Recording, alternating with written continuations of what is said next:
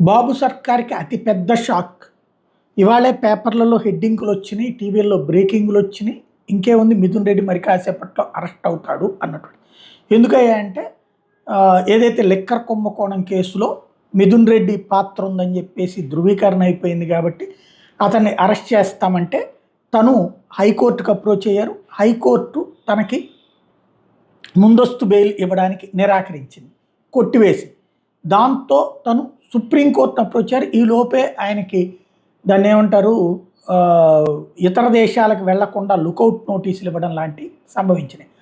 ఆ తర్వాత సుప్రీంకోర్టుకి వెళ్ళారు. సుప్రీంకోర్టు ఇందులో మేము ఇన్వాల్వ్ అవ్వాల్సిన పనేం లేదు, లోకల్ కోర్టు వీటికి సంబంధించి చూసుకుంటుంది, ముందస్తు బెయిల్ ఎందుకు, డైరెక్ట్గా ఈ ముందస్తు బెయిల్ ఏదో అక్కడే చూసుకోండి లోకల్గా అని చెప్పుకొచ్చేసింది. అది అయిపోయింది. ఈ సందర్భంలో దాంతో ఇంకా మిథున్ రెడ్డి పని అయిపోయింది. సుప్రీంకోర్టు కూడా తిరస్కరించింది. మరి కాసేపట్లో అరెస్ట్ అన్నారు.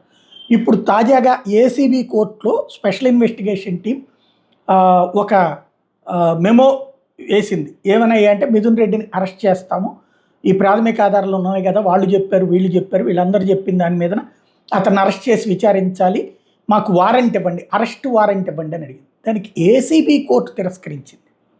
ఇది సంచలనాత్మకమైనటువంటి అంశం. మిథున్ రెడ్డి అరెస్ట్కి ఏసీబీ కోర్టు వారెంట్ ఇవ్వడానికి, అరెస్ట్ వారెంట్ ఇవ్వడానికి తిరస్కరించడం అన్నటువంటి, సిట్ పిటిషన్ని తిరస్కరించడం అన్నటువంటి సంచలనం సృష్టించింది. ఇది సిట్కి ఎదురు దెబ్బ, బాబు సర్కార్కి ఎదురు దెబ్బ.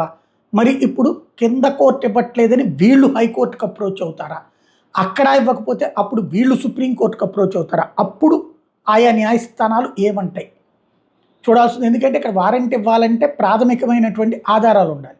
జస్ట్ వాళ్ళు చెప్పారు వీళ్ళు చెప్పారు, దాన్ని ఏమంటారు అంటే ఒక పదజాలం, ఇది లీగల్ పరిభాషలో హియర్సే అనేటటువంటిది, హియర్సే ఎవిడెన్స్ అనేటువంటిది నాట్ వ్యాలిడ్ అన్నటువంటిది లీగల్ పరిభాషలో చెప్తారు. ఇప్పుడు ఆ కారణంగా ఆగిందా ఏంటన్నది తేలాల్సి